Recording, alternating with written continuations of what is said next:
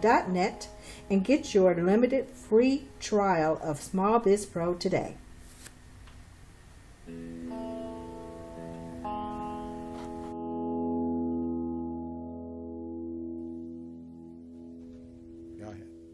Okay, so we are back. So did you guys hear the commercial? Forget the music. We're going to work on that. I just needed to get the words in there, so we're going to get some more lively music. Oh, Gilbert, yeah. This was a surprise for Gilbert, so he didn't have any input in this. I know. I love it. I love it. This is great. I'm feeling so proud right now. I'm feeling so proud. Crystal, we're going to make a lot of money together. Okay? I know. So, I'm kind of I'm an entrepreneur first. Yes. But I got a lot of the technicians. I've actually kind of balanced the three of them together. Yeah, but it's been 28 years. I've been in business a long time. That's good. And that's a true sign of a good entrepreneur. If they can balance all those three areas that you mentioned, the entrepreneurship, the technician part, and also the managerial part. Right. But that's because there's a system in place. That's right. That's what we're going to share as we keep going, breaking it down to you. We're going to share how you actually do make all of that happen, because you and I are really true Jamaicans. I got about 4 or 5 businesses. Oh, yes. And I know you have yours, but with the way we do business is almost like there's because we're servicing other people. Exactly. And then they sometimes don't recognize the time that it takes to execute whatever task we're doing for them. Yes. And they want you available like right then and there. Exactly. And you know what the key thing about this is, Crystal, and for those of you who are just listening or just tuning in, we're talking about the E-Myth book on the Business Zone. And we're sharing some great pointers to entrepreneurs and small businesses, show you how you can better run your business. So one of the things that I want to share, Crystal, is that when you and I take on a client, we treat that client's business like it's our own. Yes. So when we're helping them to develop and grow and market the business, we treat that as if that's our business, and this is how we would run it to make it successful. Yes. Now, many small businesses, they embrace that. They accept it because they see that they need that to happen. But some other small businesses, they see that as, whoa, we're encroaching on their territory, because many small business owners are very territorial. Oh, that's it. Because when they it is funny because that's something when I was listening to the audio book, which gives you a little bit different, more insight when you're reading it.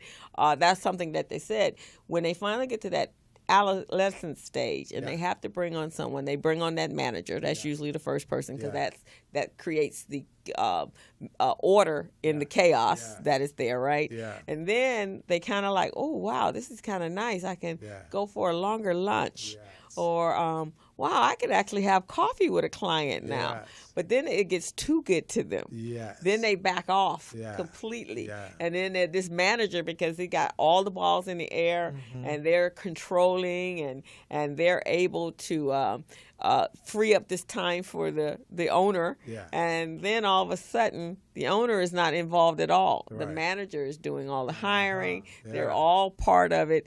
And I know for me, when I go in, the owner usually says, "Oh, go talk to my office manager." Now, I'm the bookkeeper. Yeah. I'm the accounting. We talking fine. Yeah. I'm gonna go talk to your office manager. Why?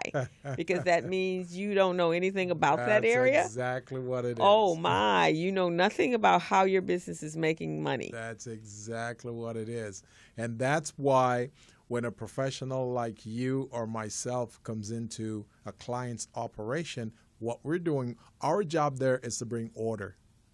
We're there to bring order, right? Because they're at that juvenile stage. They're at the juvenile stage, and even in the animal kingdom, right?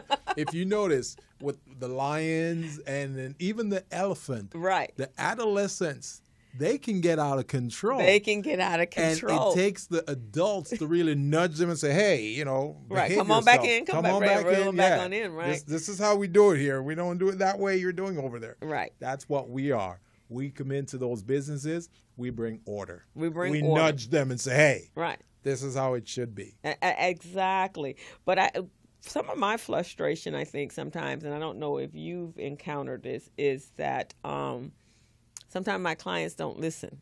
Oh, When yeah. I'm saying, this might not be the best way. Let me give you a strategy. Yes. And let us discuss that strategy and see how we can implement that strategy. Yes. But again, they're so busy trying to juggle all of the balls and still stay in control, but don't have the skill sets to do that, that it almost becomes they're hanging on for dear life. Yes. And then at that point, it gets so bad that you have to actually tell them that, you're going to have to, there's some hardcore decisions that you're going to have to make. If if you're going to continue this business, then there's going to be some other things you're going to have to do. Oh, yeah. If not, you're going to have to make another harder decision. So being able to put those systems in and trust the people that are advising you. That's what the key is, to trust the system. Yeah. See, many of these business owners, many entrepreneurs, they want us to come in, bring order to their business, because it's in its juvenile stage. Right, exactly. So they need order. When we come and we bring order, now they need to trust that system to make it work. And that's the toughest part for them, to trust the system. It is. And that's why most of the time we have to step back and just let them let it happen. Do what they need to do. And then when they see that what they're doing is not working, because now they're stumbling, then they'll call us back. Then they call you back. And sometimes I actually orchestrate that a little bit. Yeah, you have to sometimes. Step back. I step all the way out. Oh, yeah. Sometimes, and customer service to me is very, very important. Very. So, because a lot of times it's the same. If I'm going to go to a place of business, I want exemplary customer service. Exactly. And so I deliver the same customer service that I expect when I go out. So sometimes when I'm not answering a phone call, it's for a purpose, because I didn't said the same thing. I didn't beat that horse to death. Yes. And so the only way for you to see it is for all those balls to fall, because where I was holding it together, helping you hold it together, I have to step back, because if you're going to survive in business, you have to be able to embrace new structure and new strategies. And sometimes that's why creative chaos works sometimes. You got to have that creative chaos. Right. You create the chaos so they can see what that chaos looks like. And then whether or not they can deal with it, then they'll recognize that, hey, I really need this professional here. Right. And then I have to really concede to say, if I'm going to stay in business, which is what I want, then I'm going to have to do it the right way. And follow this system. Got to follow the system. So at that point, you're kind of at that third level. That's maturity. Like you said, you've become the older, you've become a more seasoned, and you've had to go through some fire. You stumbled a few times. Exactly. And that's one of the reasons, Crystal, why a lot of people say, your mission is to work with startup business. Really, I don't want to work with startup businesses, because many startup businesses, they don't understand. They haven't stumbled yet. So they don't really understand those steps that are required to get to that maturity stage. No, they don't. And a lot of times when I've done my business classes, what I've said to a person that while you're at your job, because the worst thing you actually can do is really walk out of a job before you've secured this business, unless you have such extensive experience in that area, and that transition can be easier. But if you don't have those, then wherever you are, you need to be observing it from a bigger place. You need to see it from yourself being the executive and being the business owner, and watching and learning, because these people become your mentors. That's why I call it the corporate university. Oh, yes. So when I was there, I wasn't there just working. I was there observing and taking note of how this business went from a small micro business to a macro business, and then finally to a full enterprise business. So I was observing the systems that they were having in place or put in place in order for that to happen. So a lot of times when we're frustrated as the technician that is good at what we're doing, I think the first mindset should be, yeah, I can do this better, but let me watch and see, let me look and see what they are doing better and what they are doing right. And then let me see when I go into my own business, can I adapt that to my business? Because they're in business for a purpose. If you're being hired and you've been at that job for a long period of time and you have benefits and you're making a decent salary, they're doing something right. Oh, yeah. Right? Yeah. They're doing something right. Yeah. So we need to observe what that is and be able to take that into place. So one of the things that the E-Myth talks about is that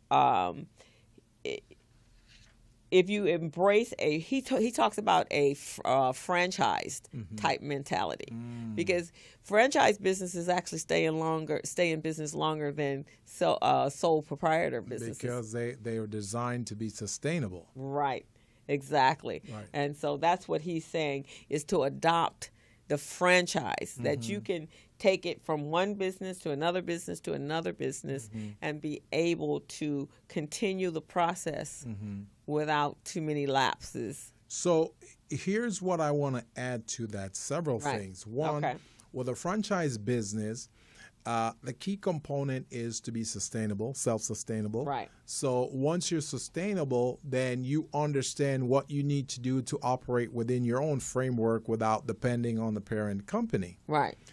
The next thing is, as an effective leader, you ought to be able to learn how to observe. Just like you say, effective leaders know how to observe, because you've got to watch things happen. Right. And then when they're happening, if they're not happening in a good way, then you got to figure out why they were not working. And if they worked in a good way, then you now know what makes it work very well. Right. So then by observing the two, you're documenting all of these things. So as you go along, you know what works, and those are the things you're going to lean towards. The things that don't work, you lean away from those things. Exactly. And that's when your business is starting to mature. Oh, yes. And you're starting to develop new strategies. And then you're starting to blend all those three people together, those three personalities together. But that's a hard task for most of our business owners. It is. And to make that transition from that juvenile stage to the adolescent stage to the maturity stage, that's when you learn how to, after you've been monitoring, you've been watching things, then that's when you learn how to say, okay, let's do all the things we need to do, provide all the support we need to support this so that it can operate autonomously. Exactly. And that's what that part is. And I think that's when you also, now, that's where the business plan comes in place, because that's your structure. That is the plan that tells you, I'm going to go from step A, one, when it's time to move out of the infancy stage and into the adolescent stage,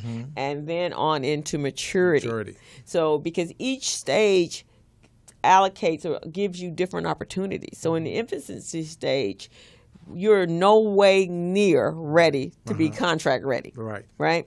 Hopefully you're bank loan ready, because you need to be able to start gearing up so you can get the capital, but you're nowhere near being ready for contracts, not governmental or federal or corporate contracts. And Gilbert's going to tell you why that you're not ready for that. Then, but then when you started to develop those financial structures, because that's the real big part of that, is can you maintain your business while you're waiting for your income or your revenue to come in from the contracts that you're working. So if you don't have other streams of income in order to shore that up, then that's one of the concerns I know. And if your books are a complete mess, if you only know how much money you have because you saw your bank statement, then that's a problem. And when you're trying to run a business with you wearing all the hats and not ready to relinquish some of those responsibilities so that you can shore yourself up to be ready. So, Gilbert, you want to share, because that's kind of where the area that we're in is me getting them from infancy to adolescence, and then yours is from adolescence to maturity. Right. So what exactly are some of the structures that you put in place or help them put in place? Well, one of the key components for that stage is knowing how to stay in your own lane. That means you get out of your own way. Yes. And if there's certain things you're not good at, that's when you bring in certain qualified resources to help make that happen for you. So if I'm an entrepreneur and I'm not good with running my books or managing my books, then I bring in someone who is a competent bookkeeper to run the book. Exactly. I can't file my own taxes because I don't know the codes. Right, exactly. You see what I mean? Well, even before you get to that, not even knowing what the chart of accounts are, exactly, and how you're supposed to how you're supposed to allocate your expenses to for tax purposes. Yes. It's way before you get to the tax man. Yeah. I don't know any of that, so why am I going to try to do it? Exactly. Yeah, they're selling all these software out there saying, hey, get your TurboTax or get this, but even though I have those systems, do I know what allowances or deductions that I need to? I don't know those things. So that's why I yield to the professional, the person who can prepare that for me. The same thing when it comes to certification. So here we're talking about we're moving from the adolescent stage into the maturity stage. So then you can start applying growth to the business. So when you're applying growth to the business, those are things that there are certain things that you look at. Instead of having your business plan at that stage, you have a growth plan. Because a business plan probably starts when you're conceiving your idea, having that vision as to what you want to do within the business. So that's great. You develop the business plan then. But once you get to that growth stage where you want to grow, then you have to do a growth plan. Now, the growth plan is going to help you to look at, okay, where do you want to go with this business? Do you want to venture into the area of government contracts? Do you want to venture into the area of commercial contracts? Or do you want to stay in a transactional business where you do one business at a time with a customer, not knowing whether or not if that customer is going to come back tomorrow or next week or not? Right. What we recommend here on the Business Zone is that small businesses do contractual business as opposed to transactional. Because with contractual business, you know that there is a certain amount of money that's coming into the business, projected to come into the business over a period of time, 6 months, 12 months, however long that contract is. Right. And that's how we do that. Now, when doing so you're looking at, do I want to go after government contracts? If I go after government contracts, then I need to become certified. So now I need to become certified. What is it that I look for? What are the requirements of that certification system? Exactly. There are certain documents you need to have. One of them is financials. You need your financials. You need that almighty capacity statement, which nobody knows what the heck that is. Yeah. Oh, yeah. And maybe next week we could talk about that capability statement, the components of it, so small businesses understand what needs to go into that. Because looking at a capability statement, it's a one-page document, marketing document that you use to market your business, but it seemed like it's a very simple document. Right, it does. But there's some other stuff that goes into it that you need to know. Exactly. But that even falls into place with when you do the business plan, and it's the summary, the executive summary. Yeah. And that's kind of how people that are not aware of what a capability statement is, I always say it's like the executive summary. Exactly. It summarizes exactly what your skill sets are and what your capacities are and what your capabilities are. And so it's the same thing, only now is no longer a forecast document. It is now and a projected. Based on past real performance. Right. So it's on the other side, it's on the backside of it. It's based on stuff you've done in the past. It will have your value proposition on it. It will have your features and benefits of your business, the product or services that you offer. and it will also have your core competencies on there. Right. So core competencies are what you're good at. Yeah. What are you good at doing? Exactly. Those things. So go ahead, Crystal. You're going to add some other things too. Yeah, and it also kind of, I think it even has some of the clients that you've worked with, right? Yeah, you can't have on the past performance, you will talk about projects you've worked on. With, right? So you can mention the projects, but not necessarily the projects. The projects yeah, mean not necessarily not the necessarily people. the people you've worked with. Now, Right. if a potential contract provider or client want to know more, then you can provide them a list of those past clients you've worked with. But on the capability statement itself, you just want to put your past performance, what project you've worked on, and you could state with whom, what agency, and when. And that's pretty much it. And right. And also that helps you become clearer, because a lot of people don't know, especially when the business starts to grow. Yeah. They know what they started with. And then as businesses have gone on and grown, and they've been, just because they're growing with their customers or their clients, they've added on some new services and so forth. So sometimes it's a go back and check. Oh, wow. That's right. We have been doing that. We did do that. Because a lot of times you're learning on the job, right? Yeah. Oh, yeah. And you know the basis of what you're supposed to be doing or what the capacity of whatever your technician job is. But then you learn some new stuff. I hope you're learning some new stuff. Yeah. Because that's not always the case, but you hopefully. So before we move on, Garrett, though, I know there's some business owners out here that are listening, that are tuned in to morrismedialive.com, and that you have some questions. So give us a call at 323-293-3375 because we'd love to have your input. And maybe if you have a question or some concerns that you've had with your business, this is the time. It's just it's just Gilbert and I today, so we're not